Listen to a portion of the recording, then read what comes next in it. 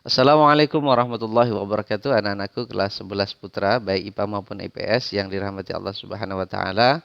Pada pagi hari ini kita ketemu kembali dalam materi terkait dengan entrepreneur atau kewirausahaan.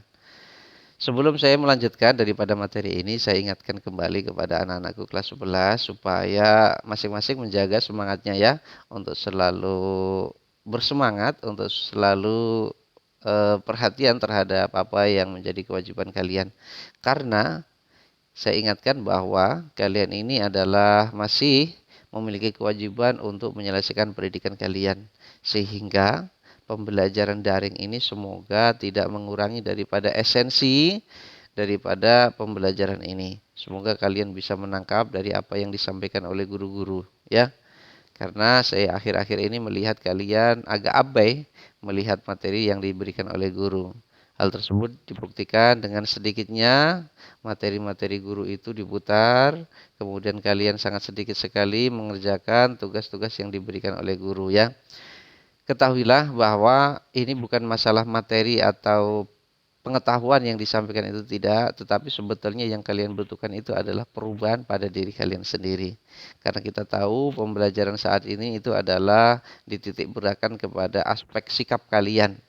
Justru ketika sikap kalian ini kurang proaktif, kurang aktif di dalam menerima materi-materi ini menunjukkan bahwa pendidikan kalian ini adalah sedang ada masalah.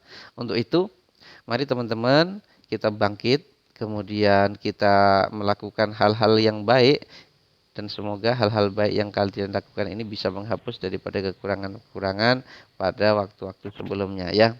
Jangan sampai kalian itu membohongi diri sendiri, yaitu dengan cara kalian hanya aktif absen. Saya sudah melakukan sholat duha dan tadarus Al-Quran, tetapi kalian hanya berhenti sampai di situ saja, ya. Implementasinya dipertanyakan, kemudian kalian juga abai terhadap materi-materi itu. Semoga ya, karena kalau itu adanya, kalian adalah telah membodohi diri sendiri. Tapi saya yakin kalian mampu melalui daripada kondisi sulit ini. Teman-teman, kita akan melanjutkan materi kita. Teman-teman, kita akan melanjutkan materi kita yaitu terkait dengan manajemen risiko. Kita tahu bahwa kebanyakan orang ingin mengelakkan risiko ya, karena ingin selalu aman dan hidup tentram. Maka memang kebanyakan orang takut menanggung risiko. Ini bukan sesuatu yang aib atau sesuatu yang jelek ya, tetapi kalau melihat dari keinginan itu ya semuanya begitu. Maleslah menerima resiko. Orang mah ya, tapi kita tahu sendiri bahwa hidup ini adalah memang berisiko. Ya, kita sudah berani hidup, maka resikonya adalah mati. Ya, kalau kita takut mati, maka nggak usah hidup. Kalau sudah terlanjur hidup, ya nggak usah takut resiko kematian. Ini satu contoh. Ya, makanya resiko itu ya nggak usah terlalu dipikirin, didiamin aja. Hidup ini kita jalanin, nanti lama-lama ya mati sendiri.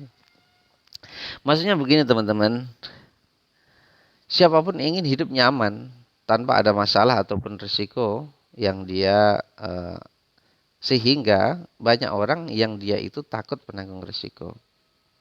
Tetapi apakah dengan begitu akan sudah selesai masalah? Tidak. Namun semua tahap kehidupan kita mengandung resiko. Kemanapun kita lari dari resiko, maka di situ pun kita akan menemukan resiko yang lainnya. Karena resiko merupakan bagian tidak terpisahkan dari hidup ini. Ya, bisa dipahami ya teman-teman, bahwa hidup ini itu adalah masalah. Wong urip niku nggih masalah. Sampeyan gak kepingin masalah, ora iso. Selagi orang itu masih hidup, maka ada masalah, ada resiko. Sehingga kita jadi orang itu, kalau ada masalah jangan lari dari masalah. Tetapi sebaliknya, kita juga jangan suka mencari-cari masalah. Begitu, ya. Resiko selalu ada. Maka dari itu, yang bisa dilakukan adalah memanage resiko itu. Mengatur resiko itu. Ya. kemudian kita mengatasi daripada resiko-resiko itu. Hakikatnya selalu begitu. Kalau sampean itu menghindari satu masalah, satu resiko, ya berarti sampean itu berhindar dari satu resiko, tetapi sampean itu mendatangi resiko yang lain. Begitu. Misalkan sampean di dalam berwirausaha, orang berwirausaha itu kan banyak resikonya, resiko modal, resiko waktu, resiko tenaga, resiko kerugian dan lain-lain sebagainya. Tetapi itu memang harus diatasi. Apa kemudian kalau sampai tidak berwirausaha tidak ada resiko? Ya resiko. Resiko kebutuhan tidak bisa terpenuhi. Resiko tidak mendapatkan keuntungan. Resiko tidak bisa mencukupi daripada kebutuhan hidup misalkan. Semuanya itu adalah resiko. Maka dari itu sekali lagi resiko itu adalah butuh di-manage, butuh dikelola, butuh diatur. Bukan kita lari dari resiko, tetapi kita menghadapi resiko itu sendiri. Berbagai definisi dapat diberikan kepada kata resiko itu sendiri. Ya, sebelum kita jauh, mungkin kita fokus kepada kata resiko ya. Namun secara sederhana, resiko bisa diartikan kemungkinan akan terjadi ini akibat buruk atau akibat yang merugikan. Seperti kehilangan, cedera, kebakaran, bangkrut, ya dan lain sebagainya. Tidak ada metode apapun yang bisa menjamin 100% bahwa akibat buruk itu dapat terhindarkan. Kecuali kalau kegiatan yang mengandung risiko itu tidak kita lakukan. Ya, jadi tidak ada yang menjamin bahwa siapa tahu akibat itu. Kan tidak ada. Kita hanya merencanakan, kemudian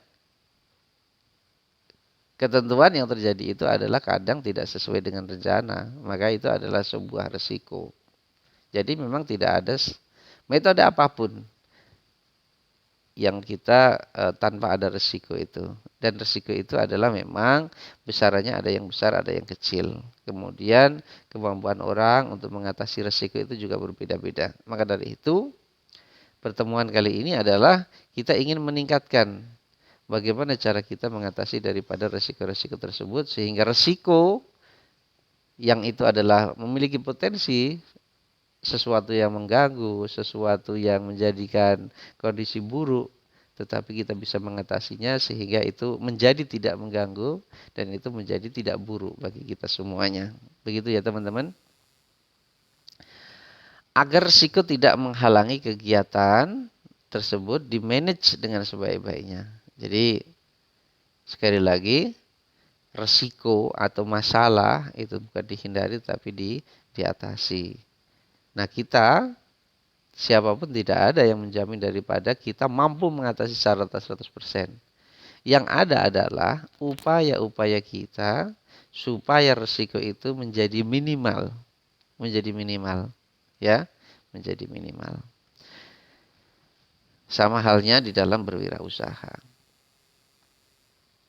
Risiko banyak sekali. Risiko kepayahan, risiko kehilangan, risiko rugi. Itu banyak sekali. Nah, teman-teman, tugas manajemen risiko adalah yang pertama adalah mengidentifikasi risiko-risiko yang dihadapi. Kadang orang merasa memiliki masalah, memiliki risiko, tetapi dia tidak bisa mengidentifikasi secara baik. Risiko itu kan ada satuannya. Risiko pertama apa, kedua apa, ketiga apa. Nah, pertama-tama yang kita lakukan adalah mengidentifikasinya. Kemudian yang kedua, mengukur atau menentukan besarnya risiko. Setiap risiko itu kan memiliki volume, memiliki intensitas. Seberapa besar nih risiko? Risiko pertama kemungkinannya adalah begini. Risiko kedua besarannya akan begini. Dan seterusnya. Jadi setelah diidentifikasi kita tahu nih risiko. Maka yang kedua adalah mengidentifikasinya. Kemudian yang ketiga, mencarikan jalan keluar untuk menghadapi atau menangani daripada risiko itu. Nah, ini ada kaitannya dengan apa yang mulai disebarkan oleh Kemenak Pusat kepada guru-guru untuk belajar atau berpikir tentang computational thinking atau berpikir komputasi. Di mana memang ya kalau menurut saya adalah konsepnya adalah kita harus berpikir kritis. Kalau kita tidak mampu menyelesaikan kesulitan yang besar, maka kesulitan itu bisa diidentifikasi, diatasi secara parsial, secara bagian-bagiannya. Kalau kita tidak bisa mengatasi secara keseluruhan, maka kita atasi yang sebagian-sebagian ini. Maka nanti lama-kelamaan kesulitan yang besar itu akan selesai. Kalau dalam kaidah usulnya, malam yudraku kullu la yutraku kullu. Sesuatu kalau kita tidak bisa melaksanakan kesemuanya, bukan berarti kita meninggalkan semuanya.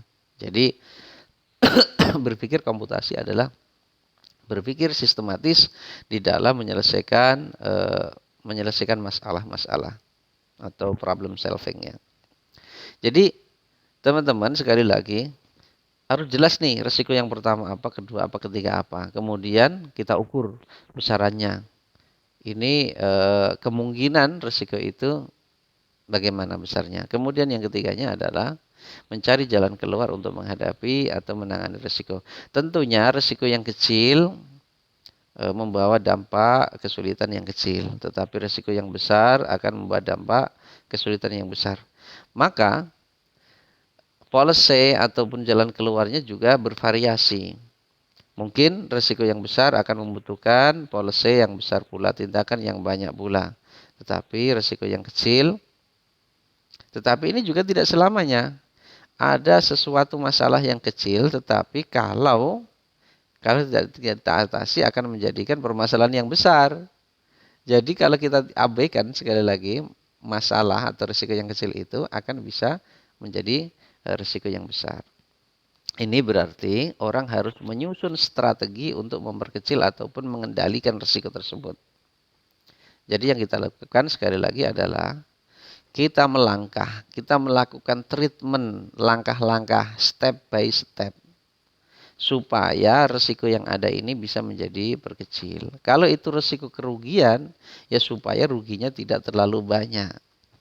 Kalau itu adalah risiko daripada melelahkan pekerjaan yang banyak, ya dengan cara menekan, mencari metode, mencari jalan keluar supaya kesulitan itu tidak terlalu banyak.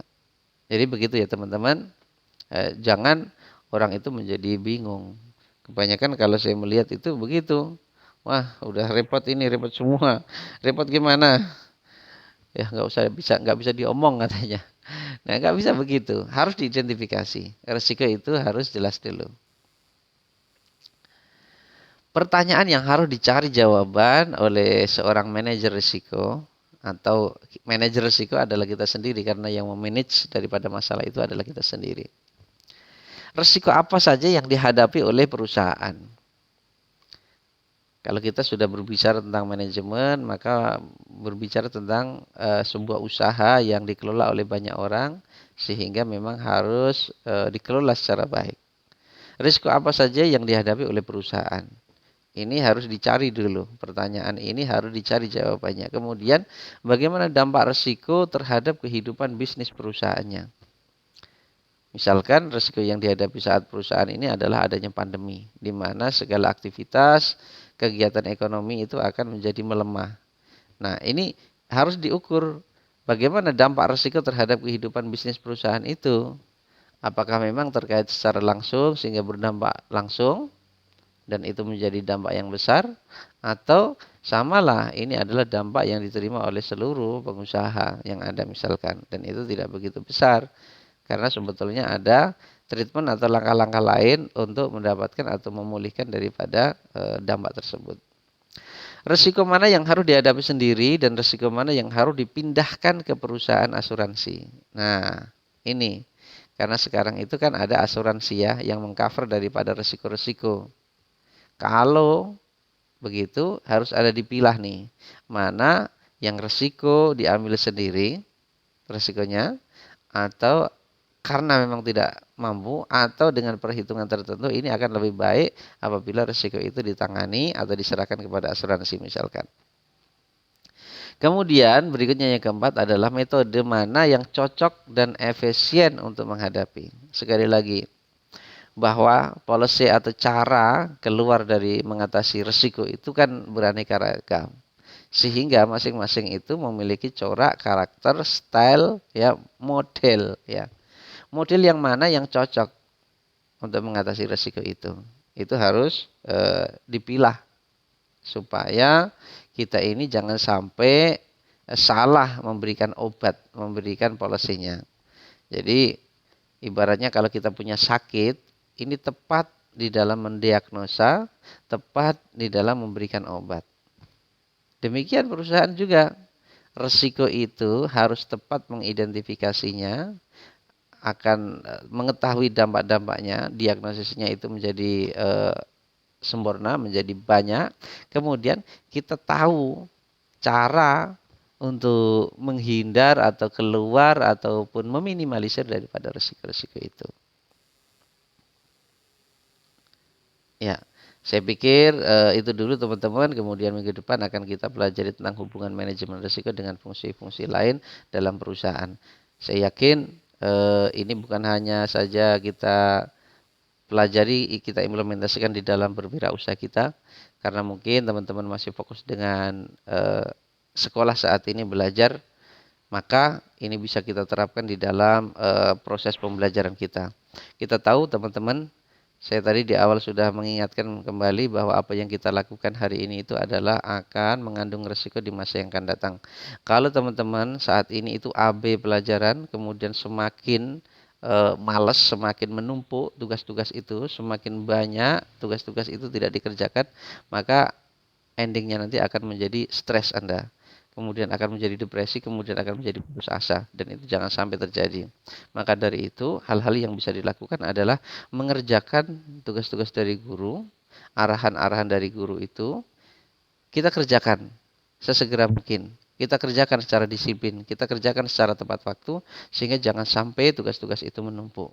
Kalau sudah menumpuk agak repot, ya. Maka dari itu, saya yakin teman-teman tidak mau menyulitkan diri sendiri dengan cara-cara AB terhadap tugas-tugas itu.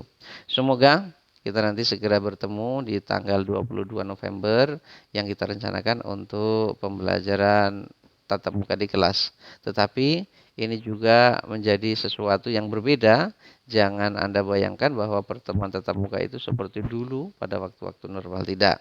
Karena waktunya hanya sedikit, kemudian pelajarnya juga sangat banyak sekali, sehingga ini tetap nanti akan ada di mix, ya, dikombinasi antara materi-materi yang disampaikan secara daring begini, kemudian nanti di mix, kemudian ya kita minta pertanggungjawaban daripada materi-materi itu ketika saat luring atau tatap muka nanti. Jadi intinya kalian akan ditagih guru-guru kalian, akan dibimbing supaya kalian betul-betul disiplin terhadap materi-materi yang dilaksanakan secara daring selama ini. Itu dulu teman-teman. Semoga hari ini adalah menjadi hari terbaik kalian dan kalian memiliki semangat yang tinggi, diberikan kesehatan dan diberikan kemudahan. Semoga dengan apa yang kalian lakukan pada hari ini akan menjadi pintu yang luas, jalan yang besar bagi kalian untuk menapaki kehidupan ini di masa yang akan datang. Sekian, Assalamualaikum warahmatullahi wabarakatuh.